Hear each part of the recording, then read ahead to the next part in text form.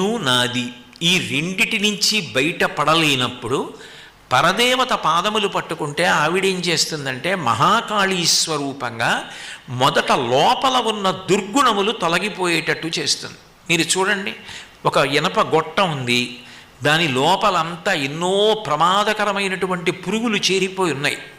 కొడదామంటే అది ఇనప గొట్టం, గొట్టం మీద కొడితే ఇనప గొట్టం లోపల దాక్కున్నటువంటి విషప్రాణికి తగలదు, అది బయటికి రాదు. మీరేం చేస్తారు? అప్పుడు ఆ ఇనప గొట్టాన్ని బాగా వేడి చేసేసారనుకోండి, అగ్నిహోత్రంలో పడేశారు ఆ గొట్టాన్ని. ఇప్పుడు ఆ లోపల ఉన్న ప్రాణులన్నీ మరణిస్తాయి, లేదా అన్ని ప్రాణులు బయటకు వచ్చేస్తాయి.